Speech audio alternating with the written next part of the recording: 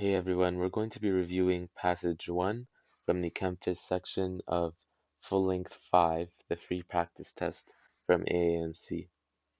So Passage 1 is talking about protease inhibitors and how they can lower HIV-1 levels, and we're testing this new compound called Compound 1, which is shown below, and the rest of the passage is more experimental.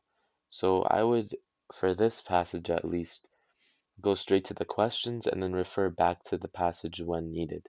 We have an overall idea that we're talking about inhibitors, and some of this experimental stuff could be uh, not really pertinent to any of the questions and just like extra details that we don't need to know.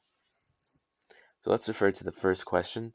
What quantity of compound 1 must be provided to prepare 100 milliliters of solution with a concentration equal to Ki? So first of all, going through this question, I'd ask myself, what is the concentration of Ki? So let's go back to the passage.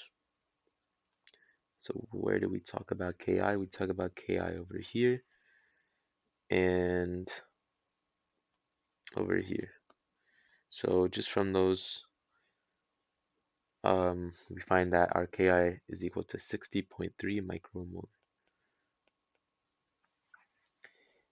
We're given a volume of solution. So if we're doing our equation with molarity, we know molarity is equal to moles of solute over liters of solution.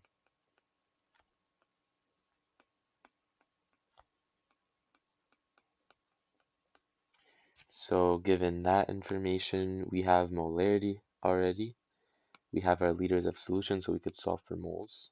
So we have 60.3 times 10 to the negative 6th equals x over, we have to convert this to liters, 0.1, or for this case, let me just do 1 times 10 to the negative 1 liters. So we're going to multiply this through. So by now, your scientific notation should be decent. So 60.3 times 10 to the 6th multiplied by 1 times 10 to the negative 1. It's going to give you 60.3 times 10 to the negative 7th equals x. So now we know the moles of solute, and just to give myself more space, I'm going to erase this. Now that we know the moles of solute, we can just solve for grams because our answer choices are all in grams. So if we have 60.3 times 10 to the negative 7th moles, so now we're looking at compound 1, we need some kind of molar mass, which we're given right here, 483.5. So in 1 mole of this solution, we have 483.5 grams. So these are going to cancel out. And for the sake of this question, I'm going to write 483.5 as 5 times 10 to the second. Recommend that for all these questions, you change everything to scientific notation because it's going to make your life a whole lot easier. Multiply this through, we get 300 times 10 to the negative 5th grams. So looking through our answer choices, I would pick D. You could obviously convert these grams to milligrams, but I could just tell from how close the numbers are that D is going to be our answer. So question number 2. If only I is increased, then ESI or EI increases. This is an example of blank. So let's refer back to the passage, see when they talk about this. So they talk about it right here. It says Ki is the dissociation constant for the enzyme-bound inhibitor, which is either EI or ESI. So from our biochem content review, we should know that I is referring to the concentration of inhibitor. ESI is the enzyme substrate complex bound to the inhibitor. EI is just the enzyme bound to the inhibitor. So it's saying if you increase I, that the amount of enzyme substrate or enzyme that's bound to inhibitor increases. So another way to write this would be this. You have free-floating enzyme and free-floating inhibitor. And that is going to become EI, or in another case, you have enzyme and substrate and inhibitor, and you're going to make ES. Sorry, let me move this. ESI. So what's happening here, you increase the concentration of inhibitor on the left, and it's going to cause an increase in the amount of inhibitor bound to enzyme or enzyme substrate on the right. So this is an obvious case of Le Chatelier's principle. So that will be our answer. Okay, so for question number 3, it states, which structural change to compound 1 would make it more water soluble? So for this question, I would refer back to the passage and the structure of the compound, and given each choice, I would test each choice and see if they make sense. So to make it more water soluble, you want to make it more polar. So we're basically asking which one of these changes would cause the molecule to be more polar. Let's start with A, replacing benzene CH with N in the ring. So going back to our problem, this is your benzene rings over here. If you replace the CH with an N, that's going to leave you with something that looks like this. And we're going to have lone pairs on the nitrogens. So in this case, replacing the CH bonds with N in the benzene ring would result in these lone pairs.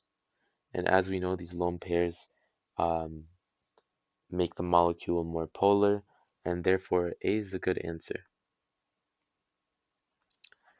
Replacing C double bond O with CH2, C double bond CH2, that is a bad answer because C double bond O is more polar than C double bond CH2, so you could eliminate that off the bat.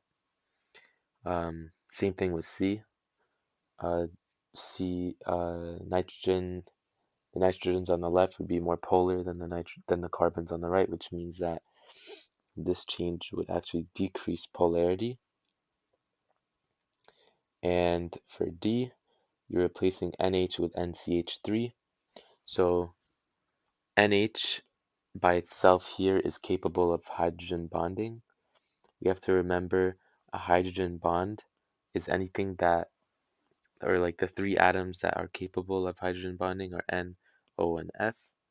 So given that, um, we want as many NHs in our molecule as possible, and so replacing the H with a CH3 would kind of defeat the purpose and make it less polar, so that leaves us with our answer as A. Now for our last question, it states in micromolar per second and micromolar, what should the approximate values of kcat or over km and ki be respectively when concentration of inhibitor is equal to 180 micromolar? Okay, so for this case, I would definitely think that we would have to go back to our passage. So we're looking at our concentration of inhibitor at 180 micromolar. Let's look.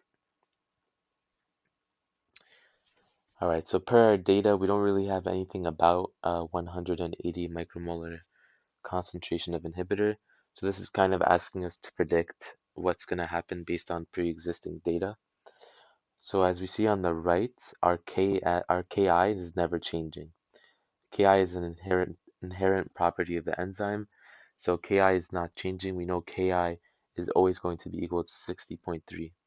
So we can go back to our question, and we actually find that in this case, we're not even given any